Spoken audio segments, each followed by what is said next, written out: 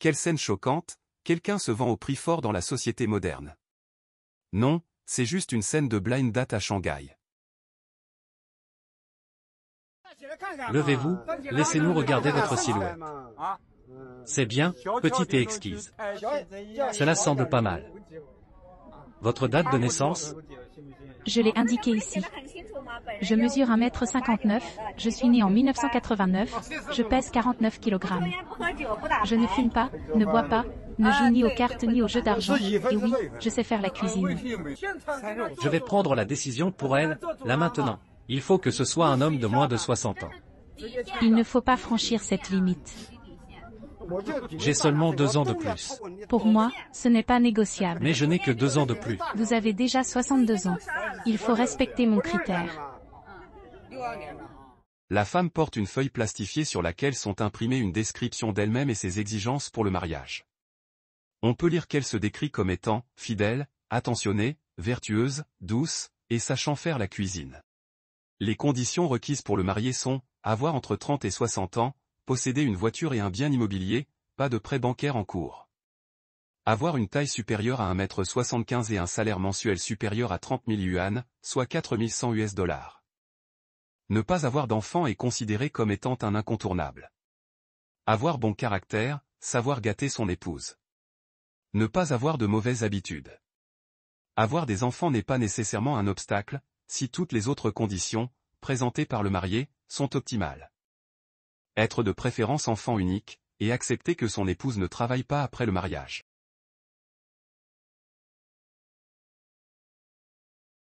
J'ai une femme de ménage à la maison. Elle touche 1038 US$ par mois. Cela fait 13 ans que ma femme de ménage travaille chez moi. Mais moi je veux être une épouse à temps plein, pas une femme de ménage. J'ai déjà un fils, je ne veux plus d'enfants. Mais moi j'en veux un. Tu as déjà un fils, mais pas moi, tu es rusé. Des scènes, comme celle-ci, se produisent actuellement dans des grandes villes de Chine.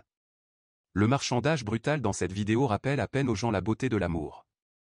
Cet endroit est comme un marché, montrant l'impuissance des Chinois contemporains face aux pressions de la vie. Afin de faire face à la vie, ils doivent être extrêmement prudents sur les éventuels problèmes de mariage, de manière à diminuer les futures souffrances. Jamais le gouvernement chinois n'a mis autant l'accent sur le mariage, ou sur la procréation, comme il le fait aujourd'hui. Les hommes et les femmes qui sont prêts à se marier sont des bons citoyens responsables aux yeux du gouvernement.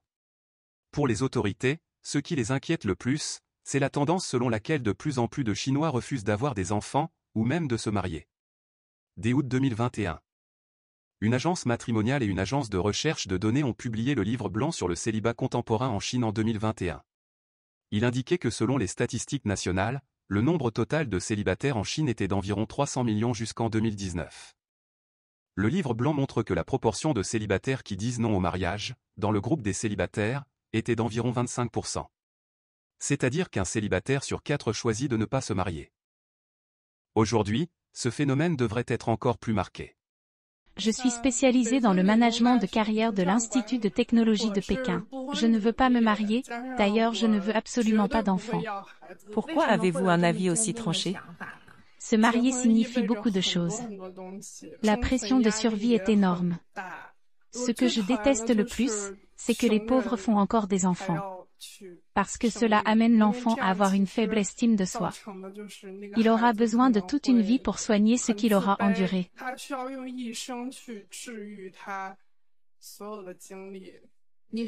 Avez-vous souffert financièrement? Il y a eu de nombreux moments où je me sentais impuissante.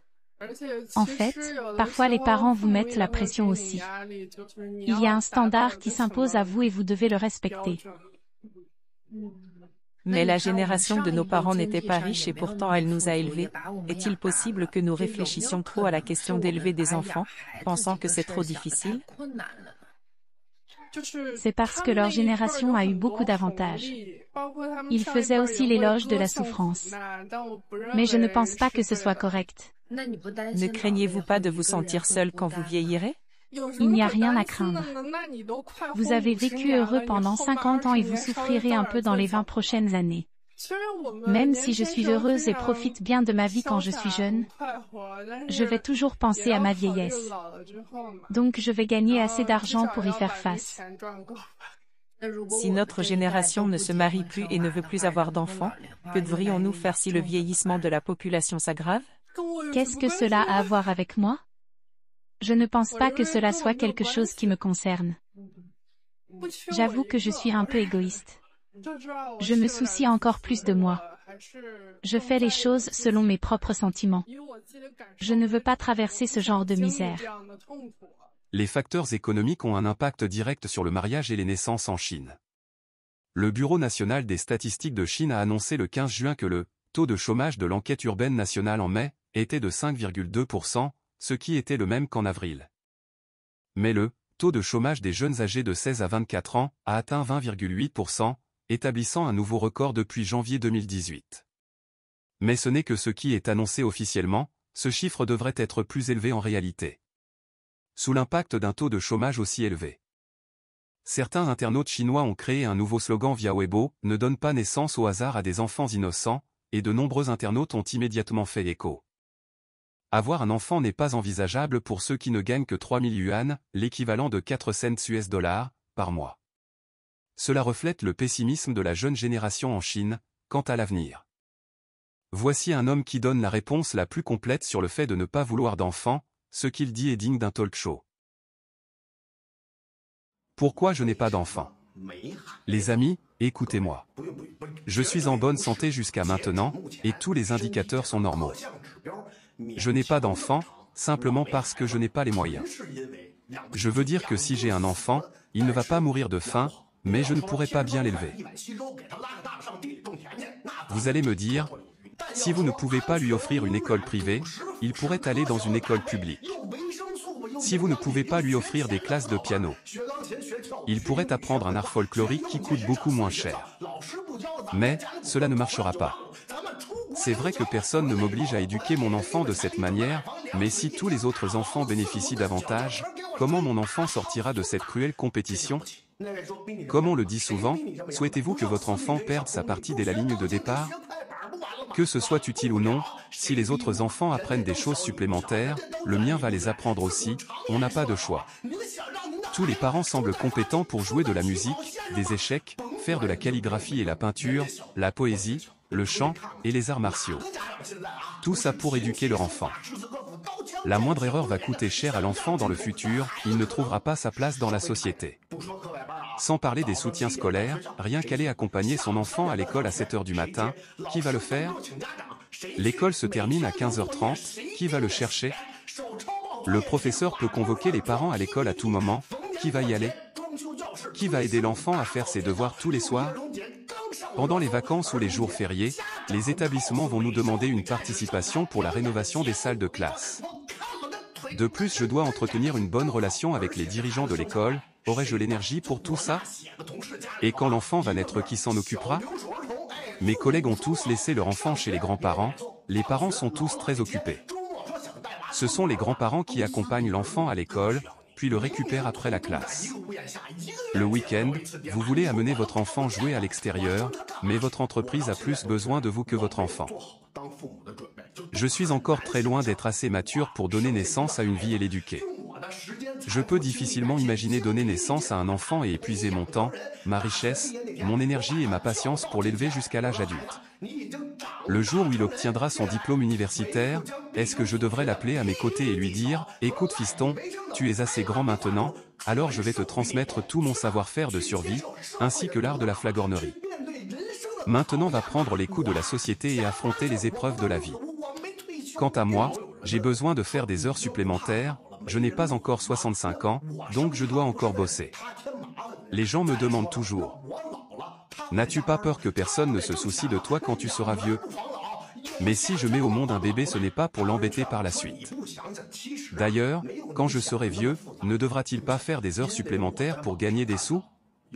Avoir des enfants ne peut pas garantir votre fin de vie, seul le fait d'avoir de l'argent peut tout garantir. Les intellectuels chinois pensent que l'impact de la diminution du nombre de mariages durera un certain temps. Alors quand les jeunes ne veulent pas d'enfants, qu'en pensent leurs parents? Mon fils aura 40 ans, il a 39 ans maintenant. Ces enfants devront être déjà grands? Non, non, je ne le laisserai pas avoir d'enfant. Il n'en voudrait pas un? Non. Il faut savoir profiter de la vie, la génération précédente était un mauvais exemple, ils ont galéré toute leur vie. Ils n'avaient ni à boire ni à manger. Est-ce que vos parents ont pu profiter de leur vie? Non. Ne les prenons pas comme exemple, ne gâchez pas votre vie. En Chine, il y a toujours eu la notion de parenté intergénérationnelle et d'extension de la lignée familiale. Ce n'est pas que les personnes âgées ne veulent pas que leurs enfants aient des enfants, mais ils n'en ont tout simplement pas les moyens. Au fil du temps, les personnes âgées, qui accordent une grande importance à ces notions, ont lentement perdu espoir et doivent abandonner la tradition. Ça fait tellement d'années, mon fils, il est dans la quarantaine, mais il n'est toujours pas marié. Oh, votre fils n'a jamais été marié? Déjà 43 ans, il n'a pas d'appartement, on a seulement une pièce de 10 mètres carrés. Qui peut te trouver une belle fille? Il travaille dans quel domaine? Dans l'imprimerie. Combien gagne-t-il par mois? Je ne sais pas quel est son salaire, je ne lui demande même pas. S'il peut vivre, c'est bon, et nous avons nos pensions de retraite. Avait-il une petite amie avant? Il a essayé de chercher une copine, mais il n'a pas d'appartement, alors ça ne marche pas. Où habitez-vous? Seulement 10 mètres carrés, il n'y a qu'une pièce. Juste une pièce de 10 mètres carrés? C'est la surface totale? Bah oui. Si j'avais 20 mètres carrés, je laisserais mon fils se marier. Vous vivez avec votre enfant ensemble? Non, pas ensemble, il loue un appartement. Ce qu'il gagne ne suffit même pas pour payer le loyer, je ne pense même pas qu'il puisse trouver quelqu'un.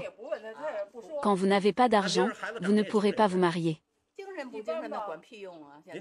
Donc votre enfant aussi n'est pas marié? Oui.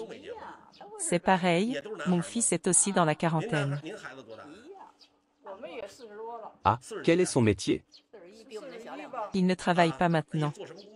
Il ne veut tout simplement pas se marier. À quoi sert de sortir avec quelqu'un quand on n'a rien?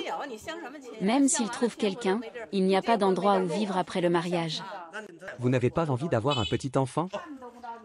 Je ne suis pas pressée, lui il n'est pas pressé, à quoi ça sert que je sois pressée?